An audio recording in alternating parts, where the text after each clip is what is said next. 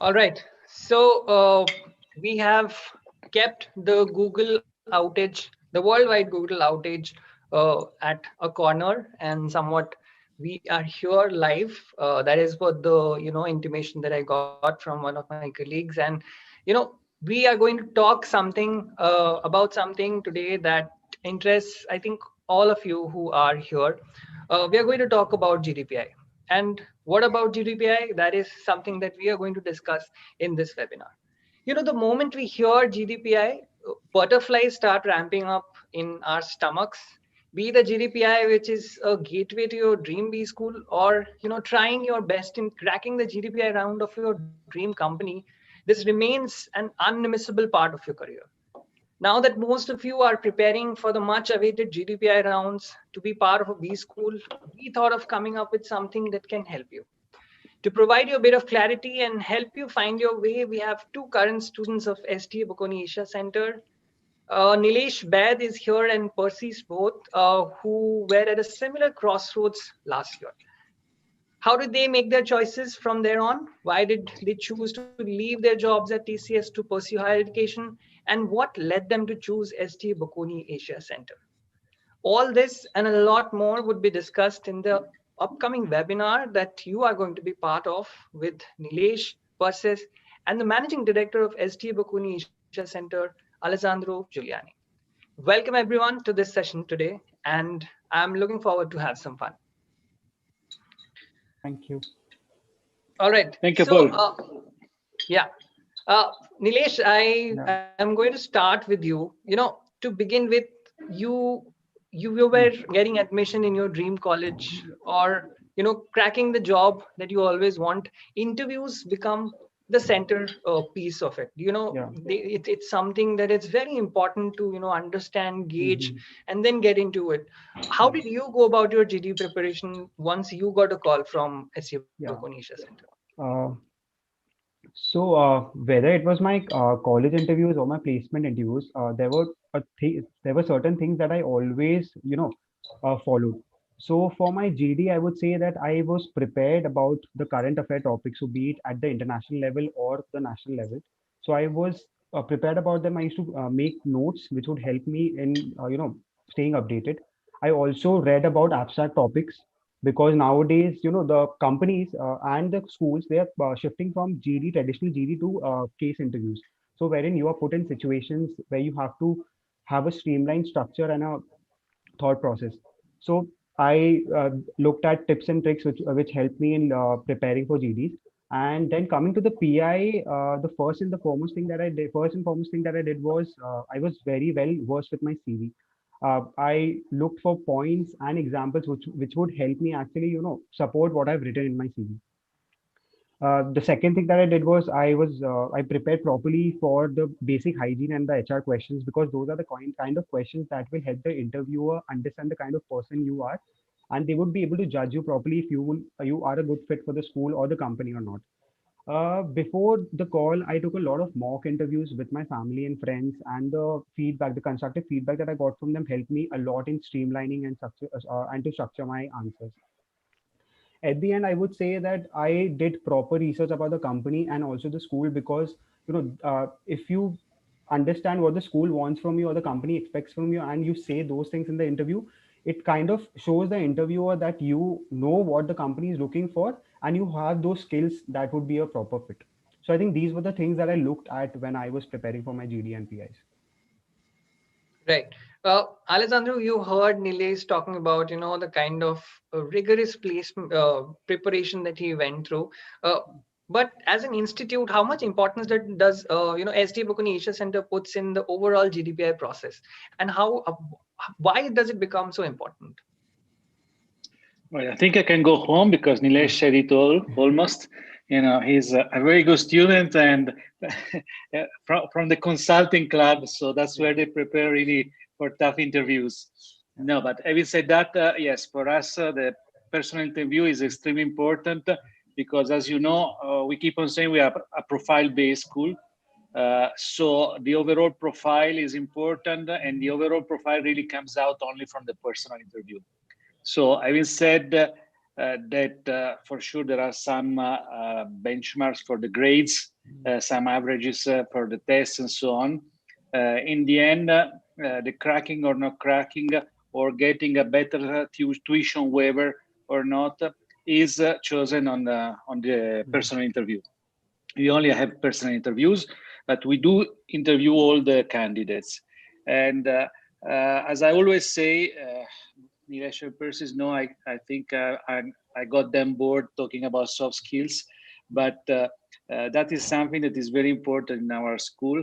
And so all the way from choosing the students, the first thing we look into students if they already have some soft skills or if they have some potential for that on which to work during the 2 years, because you know, all the top schools teach very well, but in the end, the difference at the time of cracking interview, for sure, but at the time of having a successful career, nowadays is given by the personal soft skills. Because from the time you start your program to the time you end 2 years, things have already changed. So you have to have those soft skills that allow you to understand situations, to explain situations to your teams, to know where things are going. So have that kind of perception of thinking out of the box, out of the models that are being guiding our lives till now. Models do not apply or apply today, and in 6 months, especially in India, nothing is as it was before. Suddenly a sector has disappeared and another one has come up. So that's the way students have to be prepared. That's why they do a lot of extracurricular activities, where not only we do assessments of their potentials, which we try to understand already in the interview, but we make them work in clubs, events, and so on. But coming back to the personal interview, that's where we understand what they have actually been doing outside their curricular, their academic life, how they think, how they put themselves in front of problems. And you say everybody gets butterflies. In my particular situation, I think everybody wants to take the interview with me because they say that I'm the softest of the interviewers. But regardless, if you are a soft, it's different styles, okay? So I have a softer style. There are people that have more squeezing styles. But in the end, we all know that in our case, there are 23 points where we judge the students on. So in a casual talk of 20 minutes, we judge those 23 points. And those things come out for sure from things what Nilesh just said, like be prepared on your CV, because most probably your first question is tell us about your career, your CV. And for sure, the second one is something that we look into the CV and we ask about that. So you have to be very prepared. Then for sure, Nilesh said it very well, know about the school you're applying to, because sometimes they don't even know the name, and that's a block. Okay, right. We don't go further. So basically, without going into details, yes, we try to understand by casual or general knowledge interviews the questions, how the student thinks. And for sure, being updated on what is happening is extremely important. Right. Persis, Alessandro mentioned about, soft skills, which is something that Alessandro keeps on mentioning. Of all the, discussions I have had with Alessandro, he keeps on mentioning that. Absolutely. What are the kind of soft skills you imparted in your GDPI process, maybe, that worked in your favor? What do you think? Honestly, soft skills, I mean, of course, more than anything, I would say that it is extremely important to, when it comes to your GD or when it comes to your PI, to, of course, speak, be heard, but at the same time, show confidence. I mean, it's okay to, at the end of the day, be, I mean, a little nervous, but it's important not to show it. It's important to show that kind of confidence, even if you're, a little nervous. But at the same time, it is also important that you don't be extremely overconfident as well with your interviews. And also, I mean, I would like to say that when it comes to your GD and when it comes to your PI, if there's something that's asked to you, and if you do not know that, it is okay to say that, I don't know something, and it is okay to move on from there, because I think that is what they kind of look for. So yes, definitely, it's important to read a lot before you go. It's important to keep reading, because it's only then when you'll be able to transform that when you're speaking. So reading is going to translate into, how you'll end up speaking. So that definitely is, extremely important. So yeah, that is what it would be. Right. And before I move from you, Persis, I would like to know, from a BCom degree to, opting for work experience, how did you make that decision that you want to go for a B school after that work experience of yours? Okay, so post my work experience with TCS, so I was working as an HR professional there. So it wasn't really that I sort of wanted to change my domain and start working in probably another domain, and that wasn't the reason of my switch and, like, the reason to take up an MBA. The reason for me to take up an MBA was career stagnation for me. It's basically what I felt, over a 3-year stint of me working at TCS. So that is when I decided to go ahead and do an MBA with, SDA Bocconi Asia Center, because of a career stagnation, particularly. Right. And, how does one make that decision? Is it important to just consider that your career is getting stagnated, or there is more to it that you want to explore and then you get into a B school? What was your Exactly. view on this? So for me personally, I'm basically someone who likes to go with the flow. So when I got the opportunity to work with TCS, I grabbed onto it, and I did definitely like the work. Now, talking about making a decision, I would like to say that if you are extremely sure after graduation that I want to work in this particular domain only, I am very sure of my career path, then going ahead with a B school and doing your MBA is perfect. But if you are not too sure and you feel like you want to explore more domains, or if you're not sure whether I want to pursue a career in HR or marketing, then taking up a job in a particular field and seeing whether that's working out for you or not is important. Because it's only then when you take up an MBA and then eventually take up a job when that's going to work for you. So if you have to make a decision between the two, whether to go in for a B school or think of maybe going in for a work experience, I think it very highly depends on how the person already has thought through his career and how sure he or she is of what they want to do, in their career path ahead. Right. Nilesh, I'll come to you. You have a kind of a profile which I think a lot of MBAs do. You have an engineering degree, and after that engineering degree, you decided that you want to work. And I don't know whether to say whether it's coincidence or not, but you are also working with Tata Consulting Yeah. Services. And I'm interested to know what are the kind of questions that a profile like yours attract when we are talking about a GDPI in any particular B school. Okay, so after my engineering, as I had a work ex of 3.5 years, so I worked for 2.5 years at TCS, and before that, I used to work in a startup.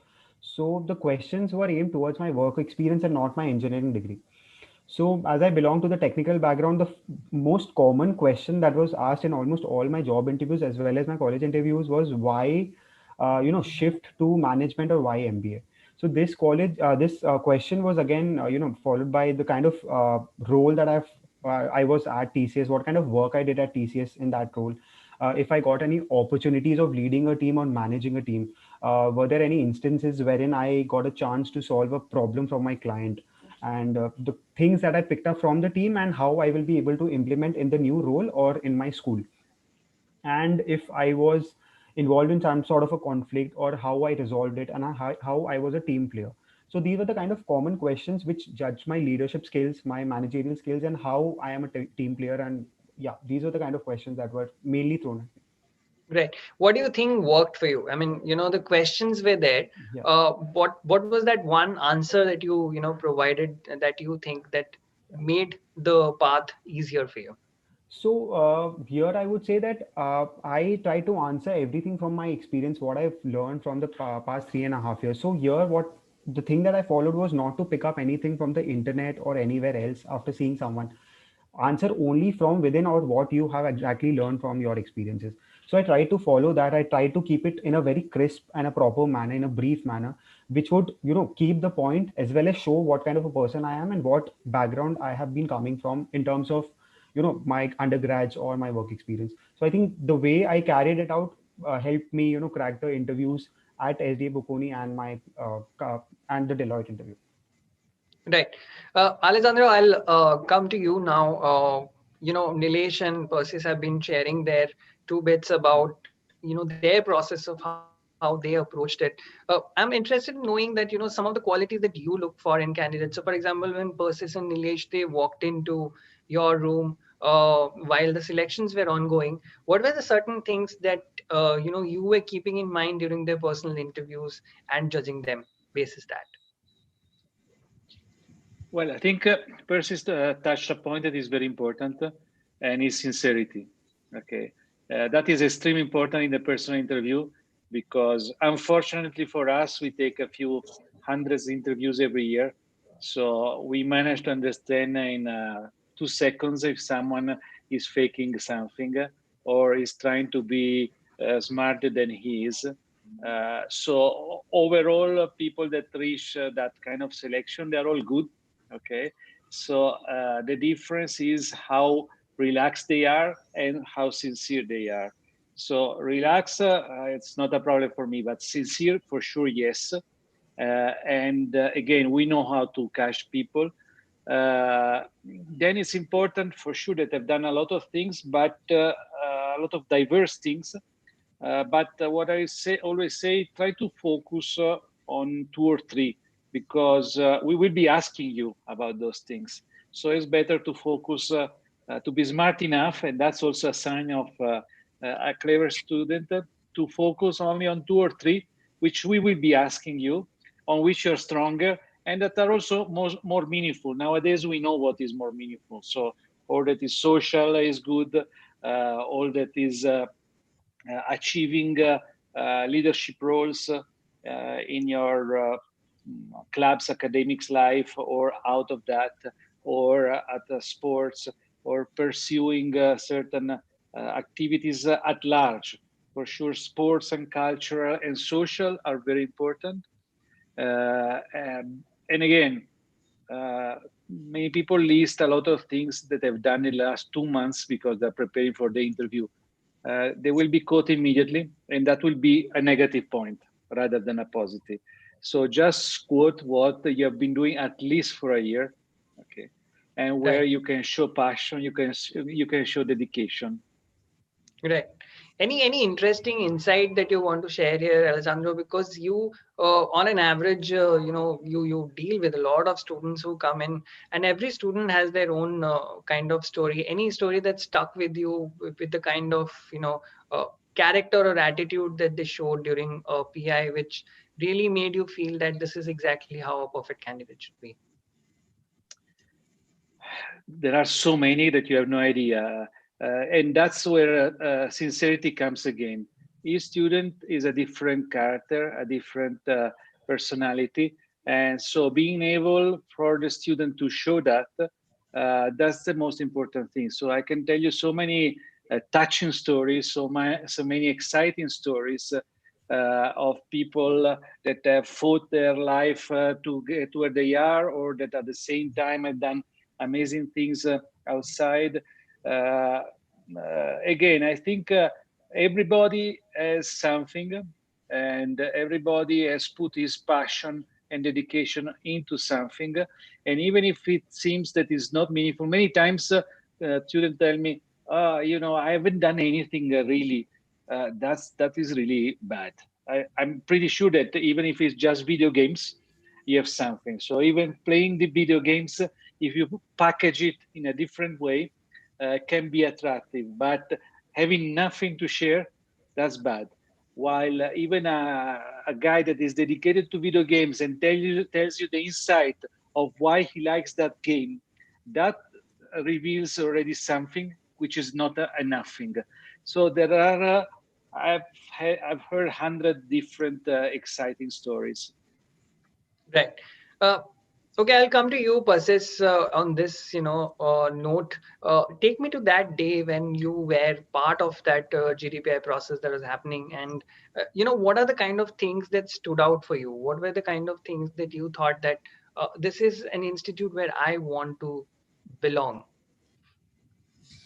I think I would say that so when I went in for my personal interview with SDA Bocconi Asia Center, so first thing that kind of stood out was it wasn't an interview; it was more of a conversation with me especially. And while we were having that conversation, it began by I was asked about my CV first, and then they wanted to know more about me. They wanted to understand what my goals are, what I want to achieve in my life. They wanted to know about my strengths, what would my areas of interest be, or what my areas of interest are in general. That particularly stood out for me a lot because I felt like it was definitely not an interview, but a conversation where they really wanted to know me, and where they really wanted to know as to why I want to be a part of this college, and what would I bring to the college and what I would take away from the college. So that is something that definitely stood out for me. And yeah, and I think the one thing that I think I've learned through all my interview experiences is that confidence, wear your confidence, and I think everything just works out for you. So, yeah. Right.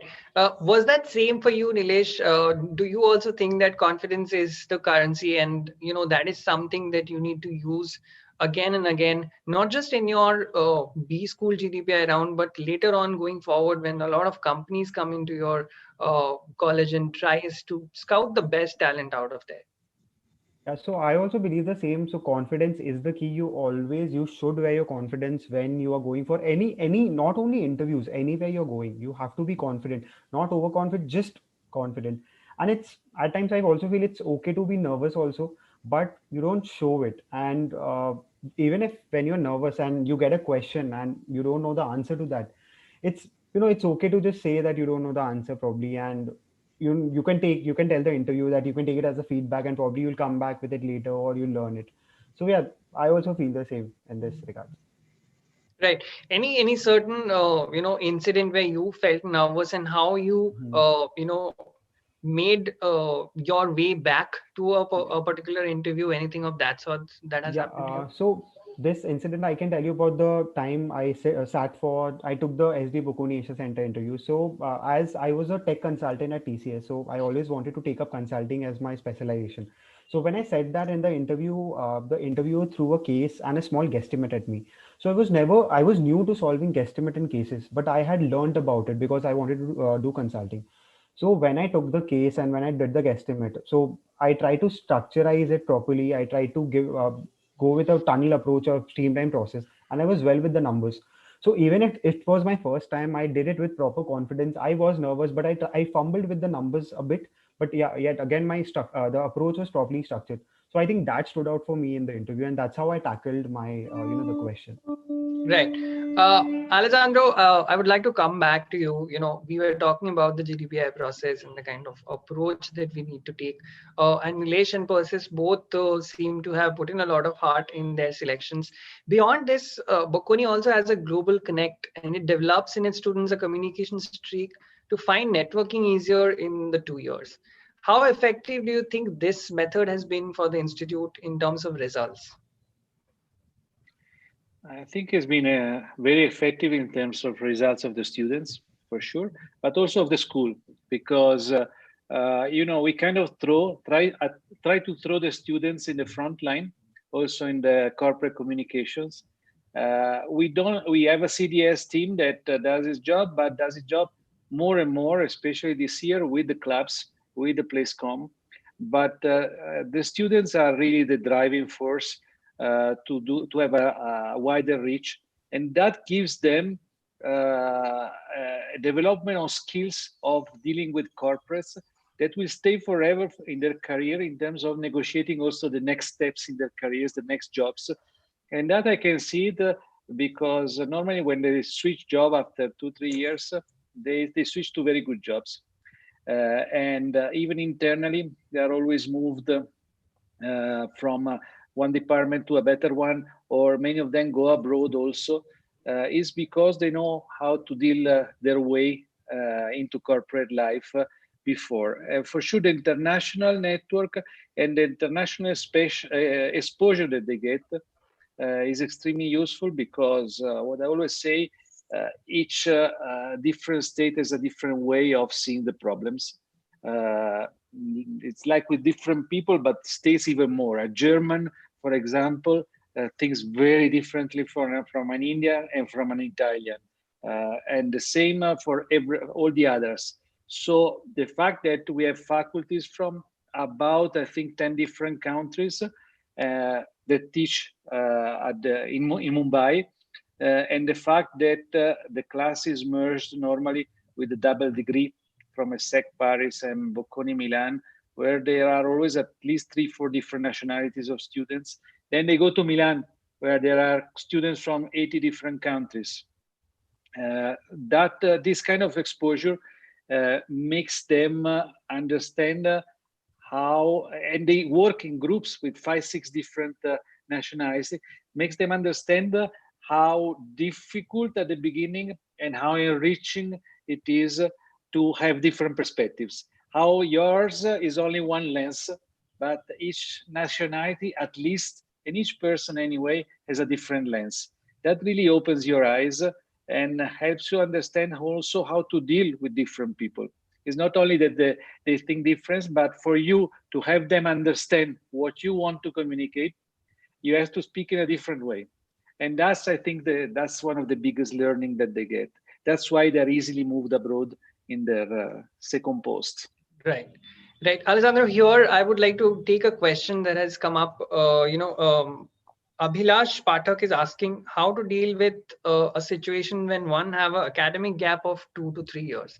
So, for example, it's one thing to have work experience and going to a GDPI round and talk about it. What happens to a student who has gap years? How do you justify that? That if you have a justification, you justify. Otherwise, it's not easy. A gap of 2-3 years, again, sincerity, because trying to fit in, which happens very often, we know how to calculate and understand where there is a gap. And that's one of the things you look at very carefully.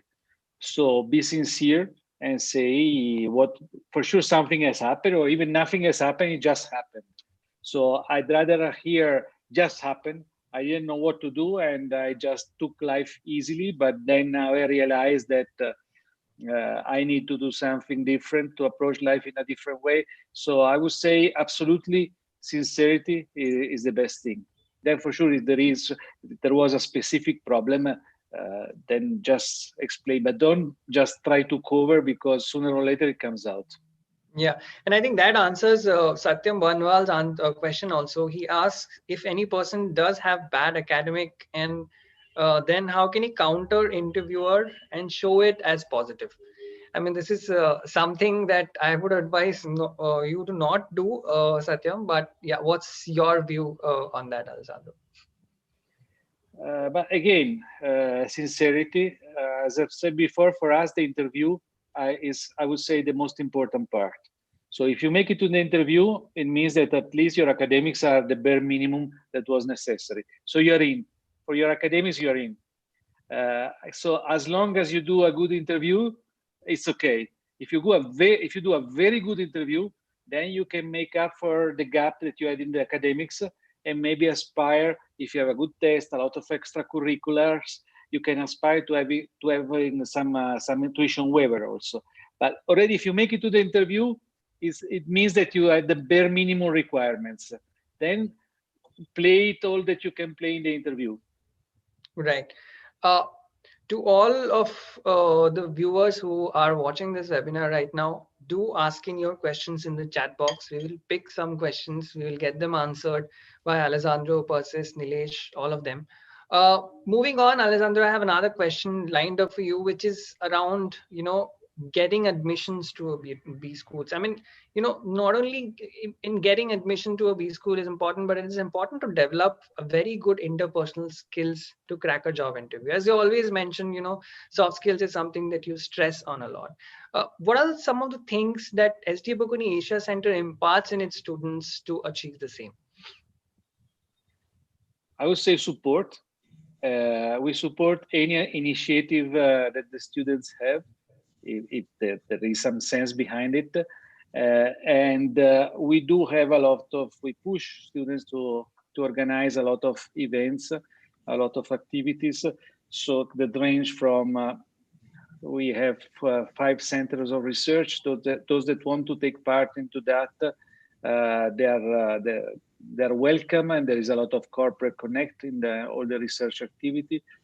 We do have a lot of internal events and external events. Our students are the logistics and the marketing for the TEDx Gateway, the biggest TEDx in Asia, with 6,500 people face-to-face audience. We are the seat of India finals of the HAL Prize, Pan India. We have one of the best Toastmasters club. We have one of the best 360-day consulting clubs. These are all external events, internal and externals. Plus, we have our own TEDx. We have a lot of things. Plus, we push them to organize events with the corporates. There is always a push and a support. And I would say that the difference is made by the students. There is a small percentage that just sits back and goes through those 2 years, having fun in Mumbai. It's a nice city, a lot of fun. And the same in Italy. It's in the heart of Europe, a lot of partying and traveling around. There are others that I don't know how they make to do so many things. So the campus is open 24 hours. There are many people that make use of it 20 hours. And so it's really up to the student. These are the last 2 years of your studying career. And they are the 2 years where you are in contact with amazing faculty, with amazing peer students that want to have something. You have given a platform to do whatever you want, almost, with the support of the school, with the name of the school. So I think it's an amazing opportunity that will never be there another time in all of your life. I look so envious to the students when I think what they can do, how they do it. But it's really that. I think we try to give as much support as possible, and some of them do it, and those are 2 changing years for them. Right. One of the viewers who is watching it, Omkar Kulkarni, is looking for a cheat sheet. He wants an expected topics for GDPI for SDA Bocconi.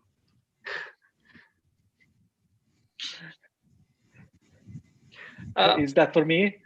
Yes, Alessandro, you're going to definitely set this up. So, do you want to take that? Well, we always have tell us about yourself. That's quite basic. And then there is always some kind of question, even straightforward or not, to understand how you reacted in a specific difficult situation. That is always there, because that gives you the character of the person.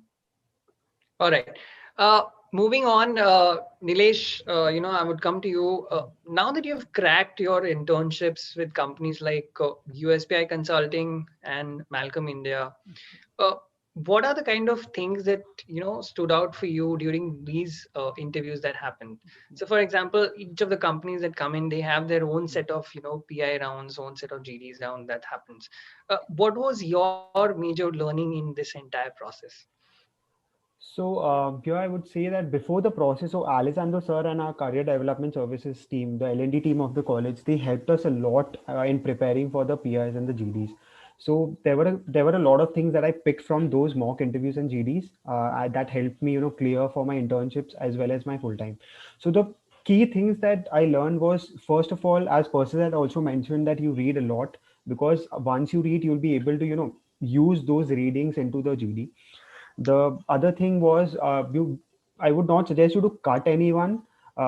If you cut someone, it shows a wrong thing that you're not a team player. So this was one thing I managed. Then the other thing that I looked at was, uh, I try to be a good listener, because so I was not never in a hurry to put forward my points. I would listen to others and then probably take their ideas or understand from their ideas and then put forward my points. Body language mattered a lot. This is one thing I learned, because from this you understand how active you are. The interviewer or the moderator understands how active you are in the GD. And I kept constant eye contact with the candidates. And it's not about speaking a lot in the GD. Even if you speak twice or thrice, you always speak to add value and try to get in more perspectives. And even there are times when a candidate does not understand a topic, or he does not know what to speak. So it's better to wait for a couple of people to speak and then take from their ideas and then to put forward their points. So these are the kind of things that I followed for the GD. And for the PI, again, PI, we were stressed to work a lot on the introduction, because 70 to 80% of the interview lies around the introduction. So once you tell something in the introduction, the interviewer will pick up points from that and will lead the interview. So that's how you can help the interview lead the whole interview. And then I would say I work properly on the hygiene questions. Like I said before, that it helps the interview understand the kind of person you are, if you align with the company or the institute's goals. And I always try to keep the answers very brief and very crisp, and try not to beat around the bush. And yeah, these were the things that helped me crack the interviews for my internships as well as my full-time placements. Right. Moving to you, Persis, we often hear this, that in order to be heard, you have to be very loud. You have to make yourself heard in a GD process. And that is where a lot of students, commit the mistake, as Nilesh pointed out, that, you single out yourself as the bigger entity. Do you subscribe to this view, or do you have a counter view? You can share insights from your interviews as well. And I mean, how did you approach this? So I'll tell you what, I will, kind of share insights from my GD, and I will tell you what worked for me. So I mean, of course, you have to make the attempt of entering the GD and because if you don't make that attempt, you're not going to be able to make your point. So I do believe, you have to be heard, but it is important that you speak to, just as Nilesh said, to add value and not speak just to be heard. If you kind of bring more perspectives, even if you kind of come into the GD, say twice or maybe say thrice, and maybe not 5 times as the other people are. But if you're bringing in that perspective, a different perspective from what the others are, and if you are kind of listening to the other people and then making your points, then you will definitely stand out in your GD. So you definitely don't have to come in like 5 to 6 times or have to be extremely loud in order to be noticed. But what you need to do is bring in a different perspective in order to be noticed. So again, you can come in like lesser number of times, but if you have different points and if they completely add value to your GD, then you are sure to stand out in that particular GD. Right. And Persis, in terms of personal interview, you have had interviews with a lot of companies, I'm assuming. And, what are the things that makes the cut for someone, when they are applying for these companies, when the companies are also looking for a certain bit of talent for certain particular roles? How do you approach that? Number one, make sure that you have read the job description very well, because it's only then when you will be able, and also you know exactly what the company is, what the company culture is. Because at the end of the day, companies do look for a culture fit, and that is what, according to me, makes the cut. If you are the person who they are looking for, then it is not difficult to convert an interview. So number one, I think I would say that understanding the job description extremely well, and understanding the culture of the company very well, and then when you're kind of answering those questions, making sure that you're bringing in you're basically trying to add your values to the company values, and say that I am a perfect fit for your company because of these values that I possess. So at the end of the day, showing that culture fit becomes extremely important for a company. So for that, understanding the company's vision, company's values become extremely important. So I would definitely say that that does make the cut. Right. Versus another question for you, this is something that Muhammad Imtiaz Alam is also, I think, trying to ask here is, does your background, the academic background that you have, come in as a hindrance or as a, supportive factor when you are, getting into these GDPI rounds of B-school selection? Honestly, so I personally don't, kind of think that, because of course, like when I talk about myself, I have a BCom degree. I have a specialization in banking and insurance. After that, I started working with TCS as an HR professional. So it definitely did not. It wasn't, in fact, a hindrance, but in fact gave me just so much more to talk about.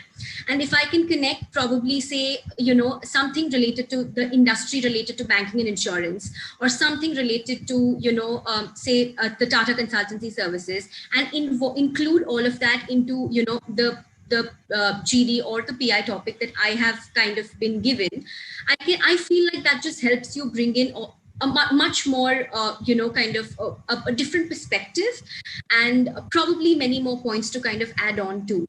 So I definitely don't think it's a hindrance. In fact, I feel it definitely helps, because at the end of the day, before you go in for that interview, you know that you have to kind of know the industry that, you were studying before, and you have to know the company that you were working for before. So it's just like a lot more points to talk about, I would say. Right. Uh, Nilesh, I would come to you, last year around this time, maybe not last year, last to last year in your case, when you were going through a range of emotions, you were also, thinking about which is the B school that I want to be part of. And how can you approach that GDPI so well that you can be, in one of those students in that list where you want to enroll yourself in? What are some of the last pieces of advice that you want to share for all the aspirants who are waiting eagerly for that process to start now? So from the experiences of all my interviews that I've taken for my B school as well as my internship and my placements, I would suggest that the first thing that I would suggest is working on your introduction. The introduction, as I said, that it covers 70 to 80% of the interview. If you're too good in an introduction, your interview will go very smooth. So the interviewer will get good points to pick up from there.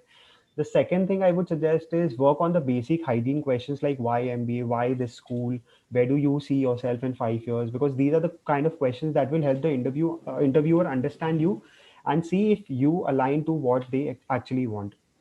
For freshers, I would suggest that as you don't have work experience, the interviewer might ask you questions about the subjects that you had taken up in your undergrad. So be well versed with, for example, if you have taken up marketing in your undergrad, or accounts or commerce, anything, then be well versed with the subjects over there. And for work experience people, I would say be very well versed with your the kind of work that you have done and why you want to shift from that work and why do you want to get into an MBA. And also take a lot of mock interviews with your friends and family. The feedback is going to help you a lot throughout, and try to keep yourself in situations when you will be a manager, you will be leading a team, because when the interviewer asks you those sort of a question, if you answer in a proper structured manner and in a position that you're a manager, I think that will impress him or her the most. So these are the kind of things that I would suggest you to take up. And Right. again, I would like to add, wish everyone the best of luck for all the interviews and the group discussion for schools, even placements or internships, etc. Right. Persis, Nilesh mentioned about what are the things that you need to keep in mind for the GDPIs, for the B schools that you are going to choose, I am going to ask you what are the kind of things that you need to keep in mind while you choose your B school in itself. Okay, so I'll tell you. So what really mattered for me was the kind of exposure that a particular B school would give me, particularly the faculty, the curriculum, and again, most importantly, the opportunities that I'm going to get through, from a B school, be it in the form of life projects, be it in the form of internships or placements, and these things kept in mind should align with the goals that you have or should align with what you want to achieve. And if that fits in well, then that's the school that you need to be a part of. And SDA Bocconi Asia Center did that for me. So these are I think the things that you really need to kind of keep in mind, and especially what is your goal, whether it's a short-term goal or a long-term goal. That is something that needs to align with the opportunities that a particular B school is giving you. So I think that is what you need to keep in mind when you're choosing the right B school for yourself. Right. Alessandro, before we end today's session, I am still waiting. If people have more questions, feel free to ask those questions on the chat boxes. We still have Persis, Nilesh, and Alessandro for a few minutes for this session, and we can continue answering your questions on that. Alessandro, before we, go to the end of this session, what are the kind of profiles that you are expecting this year around the kind of academic structure and everything around globally has shifted to a new beginning, I would say. A lot of people, they have taken up technology as not as just challenge but as an accomplish, and have made certain changes in their lives also. What are the kind of traits or qualities that you are looking at this year round when students walk in? The traits are always the same, the ones we are looking for.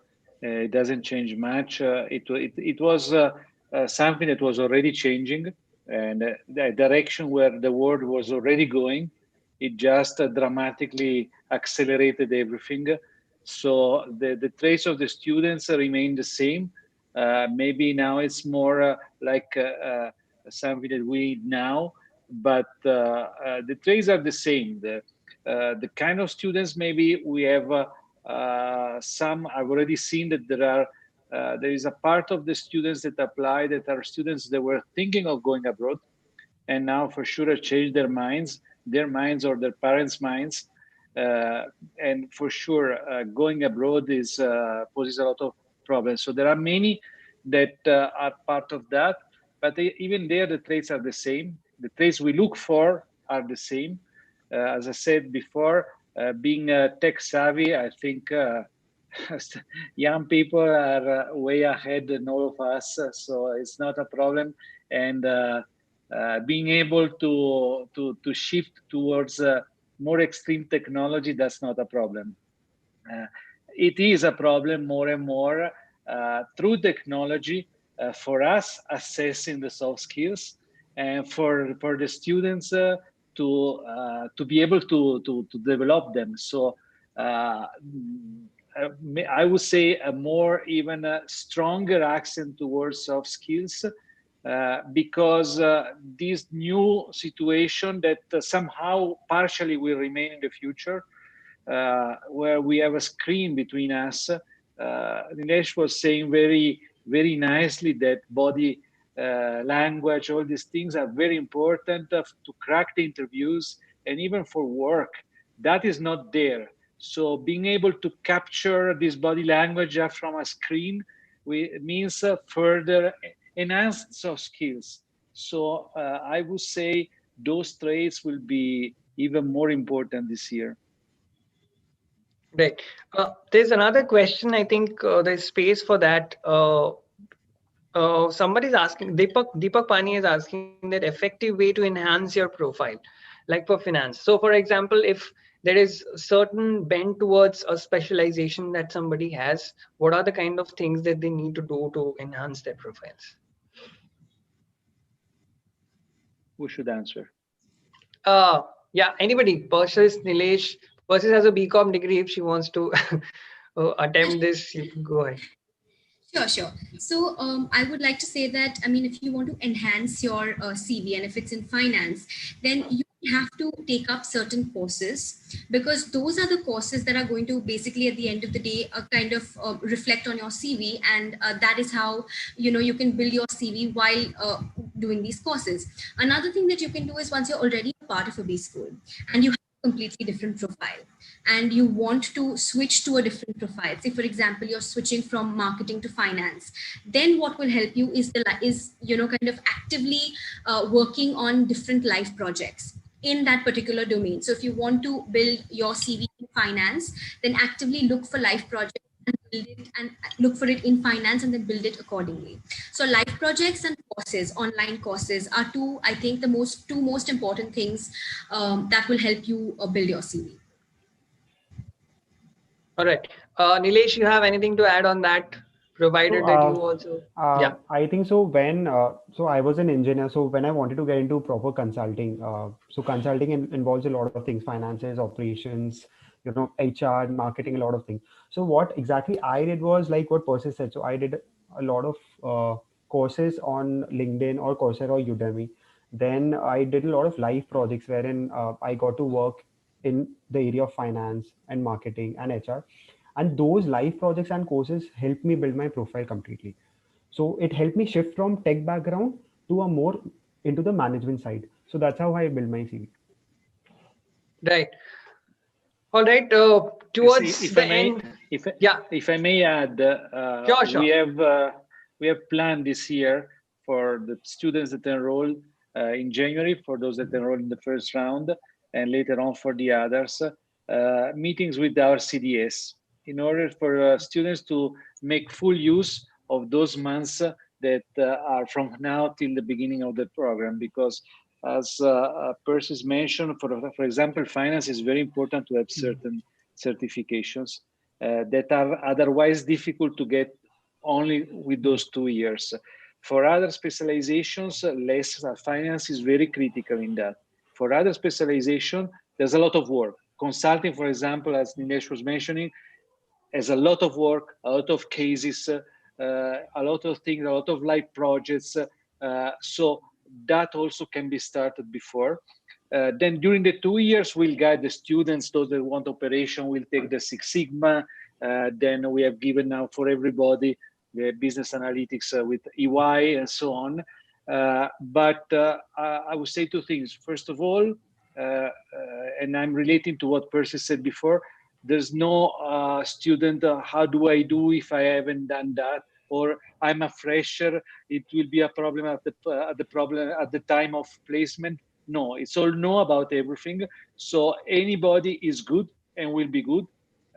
Just each one will have his own gap to fill. And those 2 years are sufficient for everybody, provided everybody wants to work a lot. But yes, let's not lose the months from now till the beginning of the program, because those are the months where you can fit in some certifications that will give a difference at the time of placement. Right. Alessandro, before we close the session today, any final messages to the aspirants who are preparing for the GD-PIs to get into their dream B schools? Well, I think we said it all. And I would say, again, I re-highlight, try to be as calm as possible, because there's no good students or bad student. Everybody that has made the cut to reach a GDPI is a good student for us. Then the difference is made in the interview. So you already have all the basics there. Now be calm and be sincere and try to show what is your passion, where what are your attitudes or your behaviors as best as possible, and the interview will go smooth. All right. Thank you very much, Alessandro, Persis, and Nilesh, for imparting those bits of knowledge that you have acquired throughout the years. Thank you, Alessandro, for taking time for making this process smoother and clearer for a lot of aspirants. I'm sure that's going to help a lot of people who are watching this. Uh, on this note, keep an eye on Inside IIM for more such webinars, for more such videos, and do check out our offerings in the coming days, where we want you to help more to crack your dream B school. Thank you very much. Good night, everybody. Thank you, Paul. Thank you. Thank you so much. Thanks a lot, Paul. Thank Always nice to interact with you. Same here. Thank you, everybody.